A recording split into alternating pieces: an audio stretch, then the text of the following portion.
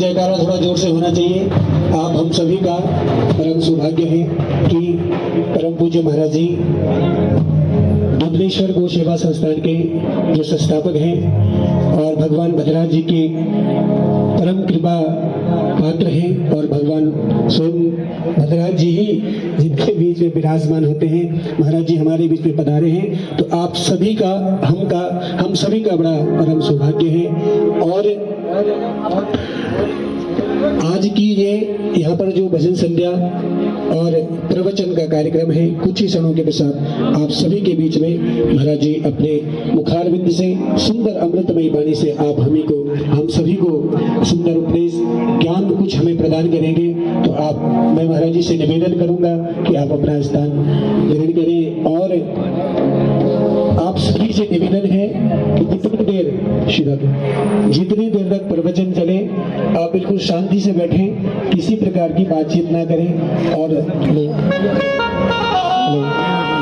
श्री राधे,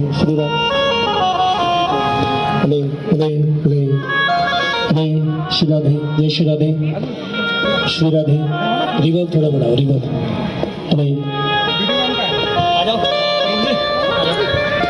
ओम स्वस्ति स्वस्ति न इंद्रो वृतस्रवाः स्वस्ति नः पूषा विश्ववेदाः स्वस्ति नस्तार्क्ष्यो अरिष्टनेमिः स्वस्ति नो बृहस्पतिर्दधातु भयः पृथिव्यां भय औषधे भुवयो दिव्यन्तरिक्षै भयोद्धाः पयस्वतेः प्रतिशः सन्तु मयम्मा द्यौः शान्तिरन्तरिक्षगो शान्तिः पृथिवी शान्तिरापः शान्तिरौषधयः शान्तिः वनस्पतयः शान्तिर्विश्वे देवाः शान्ति ब्रह्म शांति सर्वगो शांति शांतिरेव शांति सामा शांतिरेतिः जतो जतः समीहसे ततो नो अभयं कुरु शन्नः कुरु प्रजाभ्यो भयन्नः पशुभ्यः विश्वानि देवसविदर्दुरितानि पराशुवा जतभद्रं तन्न आशुभा।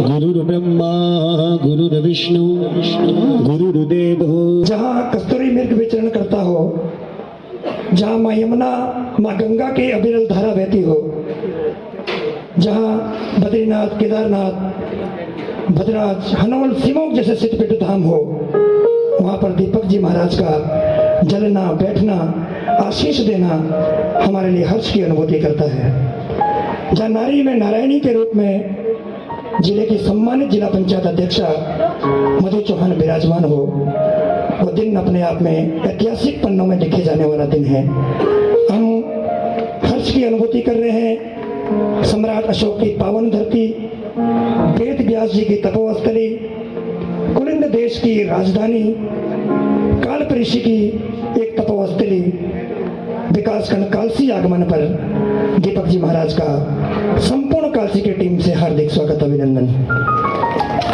महाराज, आप मानव में मर्यादित हैं, पुरुषों में महान हैं। आप जैसे महापुरुष युगों में जन्म लेते हैं। हम सौभाग्य को सम्मानित समझते हैं, सौभाग्य समझते हैं कि हमें आपके युग में जन्म लेने का अवसर मिला है। मैं आपका एक बार पुनः स्वागत करने के साथ साथ श्रीमती मधु चौहान जी से आग्रह अनुरोध करना चाहूँगा कि आप मंच पर जाकर दीपक जी महाराज, जिन्होंने अपना संपूर्ण जीवन गौ सेवा समिति में समर्पित कर दिया हो, तो साक्षात भद्रराज महाराज के रूप में विराजमान होते हो, जो मर्यादाओं में मर्यादित हैं, पुरुषों में महान हैं, मैं आपका एक बार पुनः स्वागत अभिनंदन करते हुए श्रीमती मधु चौहान जी से अनुरोध करूंगा कि आप मंच तक जाने का कष्ट करेंगी और महाराज जी को स्वागत सम्मान के रूप में अंग वस्त्र भेंट कर एक एक अनमोल है और हम उसका स्मरण हमारे मध्य कार्यक्रम भी इसी के लिए है ताकि हम अपने संस्कार संस्कृति को भूले नहीं। बहुत अच्छा लगता है जब हमारी माताएं बहनें बेटी अपने रीति रिवाज में अपने पारंपरिक वेशभूषा में जब किसी कार्यक्रम में शिरकत करती हैं। इतने अंधे हो चुके हैं कि हम अपने रीति रिवाज अपने पहनावे से शर्म करने लगे। और दुनिया में जब हम बाहर जाते हैं विदेशों में तो हम धन तो कमा लेते हैं, हमारे पास भौतिक सुख सुविधाएं तो आ जाती हैं, लेकिन हमारे संस्कार हमारी संस्कृति हमसे छूट जाती है। और फिर हमें याद आता है हमारे गांव में ऐसा होता था। फिर हम बड़ी बड़ी किताबें लिखते हैं, फिर उस किताबों में कोई अंग्रेज अपना हस्ताक्षर करता है, उसको अंग्रेजी में छापता है उस किताब को, और फिर हम बड़े शौक से पढ़ते हैं। ये हमारा दुर्भाग्य है। हमारी बातों को जब कोई अंग्रेज अपनी पुस्तक में लिखता है तो हम बड़े शौक से उसको पढ़ते हैं। सोचने का विषय। अभी 2 दिन बाद हमारी पहाड़ी दिवाली है। आप सबको दीपावली की हार्दिक शुभकामनाएं। बगवाल बोलते हैं हमारे इसमें, गढ़वाल में उसको बगवाल बोलते हैं। और आजकल के जो बच्चे गांव से शहरों में जा चुके हैं उनको अपने दिवाली से कोई सरोकार नहीं, उनको पता ही नहीं कब मनाई जाती है। हाँ, गलती से अगर गांव में चले गए तो वहां से फेसबुक पे फोटो जरूर अपलोड करेंगे, लाइक और कमेंट के लिए। लेकिन अपनी संस्कृति से कितने दूर हैं। अगर अपने गिरेबान में झांक कर देखें तो अपने ऊपर शर्मिंदगी महसूस होगी। ये कालसी क्षेत्र आज से नहीं है,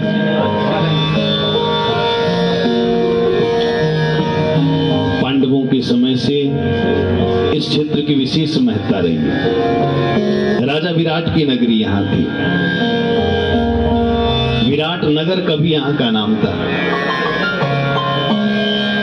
कभी यहां पांडव आए और गाय चराई। इस क्षेत्र में प्रसिद्ध थी तो यहां की गाय। राजा विराट की गाय चराते थे अर्जुन। बैराट खाई आज भी है, लेकिन आज सबके घरों से गाय लुप्त है। और जिसके पास थी उसने सड़क पे छोड़ दी। आप कहेंगे कि गाय पर आ गया डायरेक्ट, लेकिन पीड़ा होती है। हमारे क्षेत्र में देवताओं को पूजने की एक परंपरा है, विधि है। मासू महाराज का जब स्नान कराया जाता है तो उसमें गाय का दूध जरूर चाहिए, और जब गाय ही नहीं होगी तो स्नान कहीं से कराएंगे। सदगुरु महाराज को दूध जरूर चाहिए। धूप देने की परंपरा है हमारे यहाँ। धूप यार ना समझो नहीं, आओ पहाड़िया, तो धूप यार ना धूप। लेकिन आज वो धूप बंद हो गया है, बल्कि क्या गई अगरबत्ती और धूप बत्ती, जो न जाने कैसे कैसे केमिकलों से बन रही है। और आप अपने घर को उससे पवित्र कर रहे हैं कि अपवित्र कर रहे हैं, ये सोचने वाली बात। गाय समाप्त हो गई, गाय की जगह पर आ गई है अमेरिकन गाय। पहले पहाड़ों में कैंसर नहीं होता था, बीपी की समस्या नहीं थी, क्योंकि घरों में गाय थी। देसी गाय, पहाड़ी गाय, हमारे यहाँ उसको कहते हैं बद्री गाय, छोटी नस्ल की। और अब उसकी जगह ले ली है अमेरिकन गाय ने, जो 20 लीटर दूध तो देती है, लेकिन 20 प्रकार की बीमारी भी देती है।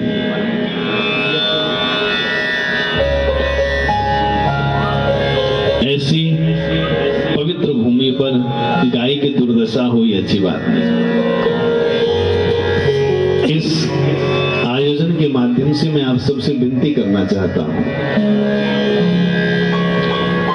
जिसके पास जगह है वो अपने घर में एक एक गाय तो रखे,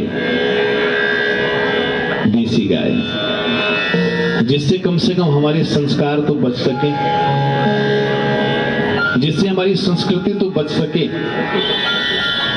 विदेशों में डिप्रेशन के मरीजों को ठीक करने के लिए गाय की दिल की धड़कन को सुनाया जाता है, जिसके लिए 8-8, 10-10 हजार रुपए लिए जाते हैं। आप नेट में सर्च कर लेना इस बात को। डिप्रेशन के मरीज को ठीक करने के लिए गाय के दिल की धड़कन को सुना करके उस डिप्रेशन को ठीक किया जाता है। और हमारे तो घर घर में 8-8, 10-10 गाय होती थी, हमको धड़कन सुनने की जरूरत नहीं। जो मानसिक रोगी है उस मानसिक रोगी को ठीक करने के लिए गाय का रांबना काफी है। लेकिन जब गाय होगी नहीं तो बीमारी तो बढ़ेगी। गाय प्लास्टिक की पन्नी खा रही है दिन भर, शाम को हम उसका दूध निकाल रहे हैं, तो आप सोचो आप दूध शुद्ध पी रहे हो कि अशुद्ध पी रहे हो? सोचने वाली बात है। दिन भर कचरा गाय खा रही है तो आप दूध पी रहे हो कि कचरा पी रहे हो? सोचने वाली बात है। इसलिए अपने आप को स्वस्थ रखना है। इस क्षेत्र की मर्यादा को, इस क्षेत्र की नाम को, इस क्षेत्र के चहुमुखी विकास को यदि आप चाहते हो तो हमको अपनी संस्कृति से वैसे ही जुड़ना पड़ेगा जैसे पहले जुड़े थे। यहाँ का नाम कभी शुद्ध नगर हुआ करता था। चीनी यात्री हिमनसांग यहाँ आया था, उसने अपनी पुस्तक में लिखा है सिद्ध नगर, बड़ा प्रसिद्ध नगर था ये। जैसे हरिद्वार की महत्ता है वैसे हरिपुर और कालसी की महत्ता है, लेकिन इस बात का किसी को पता नहीं। आप स्नान करने के लिए हरिद्वार जाते हैं, लेकिन हरिद्वार से पहले गंगा जी के से पहले यमुना जी का स्नान जरूरी है। हमारे देव जितने भी स्नान के लिए आते हैं या जाते हैं तो यमुना जी में जरूर स्नान करते हैं। हरिद्वार जैसा पवित्र क्षेत्र है ये हरिपुर, यहाँ पे कभी यमुना जी का बड़ा विशाल मंदिर हुआ करता था। देश विदेश से यहाँ स्नान करने के लिए, दर्शन करने के लिए दूर दूर से लोग आते थे। यहाँ यमराज का भी मंदिर था। आपको सोच के हैरानी होगी, कभी अपने इतिहास को खंगालो, टटोलो उसको। और जो यमुना जी में स्नान करके यमराज के मंदिर में दर्शन करे उसे यम त्रास नहीं कभी सताता, उसको यम त्रास से नहीं गुजरना पड़ता। यमराज की बहन है यमुना। आपने सुना होगा भाई दूज मनाते हैं, तो भाई दूज में जो यमुना जी का स्नान कर ले उसको यमराज कभी छू नहीं सकता, संकल्प है उसका। लेकिन हम यमुना जी को भूल गए।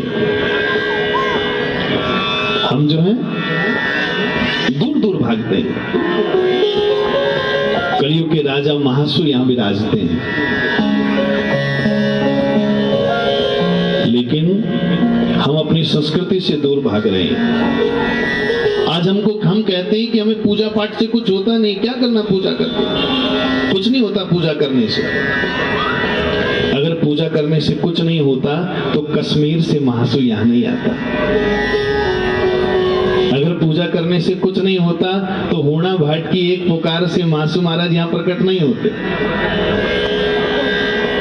अगर आपको देवता मानने से कुछ नहीं होता तो आपकी पीढ़ियां बीत गई, 7-7 पीढ़ियां हो गई और आज दोष लगते हैं, फिर महासुर महाराज के जागड़े में आप नीचे सोते हैं।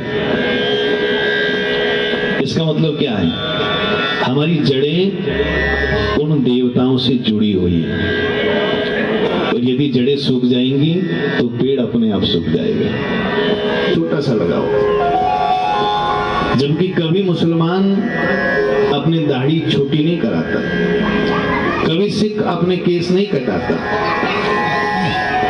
कभी बौद्ध को अपनी चीर पर शर्म नहीं लगती, लेकिन हमें टीका लगाने पे शर्म लगती है। अब सोचो हम कहां जा रहे हैं? हम प्रगति कर रहे हैं कि हमारी दुर्गति हो रही है? हमारे यहाँ हर जाति का सम्मान है, किसी जाति का अपमान नहीं। जब तक हमारे यहाँ जो बाजगी कहते हैं ना, बाजगी, तो ढोल पर जब तक डंका न लगाए देवता बाहर नहीं आता, तो सम्मान है उसका। जब तक ब्राह्मण दिन ना निकाल दे उसका दुसोई, तब तक देवता बाहर नहीं आता, सम्मान है उसका। वजीर जब तक ना कह दे, भंडारी जब तक सामने ना आए, तो देवता बाहर नहीं आता, सबका सम्मान है। तो यहाँ तो विषमता है ही नहीं, यहाँ तो समता का भाव। लेकिन फिर भी कुछ विधर्मी ऐसे शब्दों का प्रयोग करते हैं जिससे हमारी संस्कृति टूट रही है। तुम्हारे पहाड़ों में तो बहुत जातिवाद है, जबकि हमारे पहाड़ों में जातिवाद तो है, पर वो जातिवाद है समाज को एक रखने के लिए। एक के बिना एक अधूरा है। सिर पवित्र है, लेकिन आप किसी का सिर नहीं छूते, पैर छूते हैं। पैर की अपनी महत्ता है। हाथ पवित्र होते हैं दान देने से, लेकिन अब जाकर के किसी का हाथ खींच दो एकदम से ठीक लगेगा क्या? बुजुर्ग का, उसके पैर छूने पड़ेंगे। क्योंकि पूजा किसकी होती है? चरणों की। और चरणों की पूजा तब होगी अगर आचरण बढ़िया होगा। आचरण बढ़िया नहीं होगा तो चरण चाहे कितने ही सुंदर हो, पूजा नहीं हो सकती। तो हमको अपने आचरण को इतना अच्छा करना है ताकि हमारी संस्कृति को देख करके लोगों के अंदर एक नई स्फूर्ति आ जाए। सीख आपके क्षेत्र का ज्ञान आपके अंदर नम्रता लाएगा। स्वकर्मणा तमभ्यर्च सिद्धिं विन्दन्ति मानवः। अपने अपने कर्मों को करते हुए, जो भी आप जिस पद पर काम कर रहे हैं,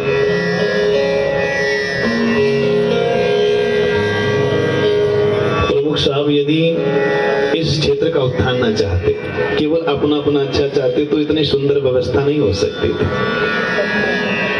स्वकर्मणा, अपने काम को हम कितने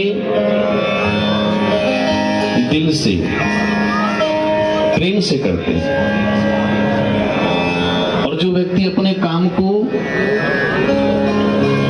हृदय से करता है, वो किसी भी क्षेत्र में हो, तो उसको सफलता अवश्य मिलती है। और उसको सफल, इसलिए मुझे पता नहीं है इसके बारे में कुछ भी। मैं माफी हाथ जोड़ के क्षमा प्रार्थी हूँ। देखो, हमारे यहाँ भागवत जी में एक छोटी सी बात आती है। मैं भागवत की प्रसंग इसलिए लेके आ रहा हूँ क्योंकि भजन करती बेटी भली और बिना भजन नहीं पूत, सबरी गई वैकुंठ को और धुंधकारी भयो भूत। अगर अच्छा कर्म करती है ना कोई बेटी, तो वैकुंठ जाती है। उससे 3 कुल पवित्र होते हैं। आज चौहान जी के परिवार में मधु चौहान जी हैं, तो चौहान जी का परिवार भी पवित्र है, सब जानते हैं। चौहान जी का अपना भी अपना वर्चस्व है, लेकिन मधु चौहान जिनके घर में इनका जन्म हुआ, उनको दुनिया जानती है, प्रणाम करती है, इनके नेक कर्मों के कारण से। इनकी नानी के 3 पीढ़ियों को, 3 कुलों को पवित्र करती है।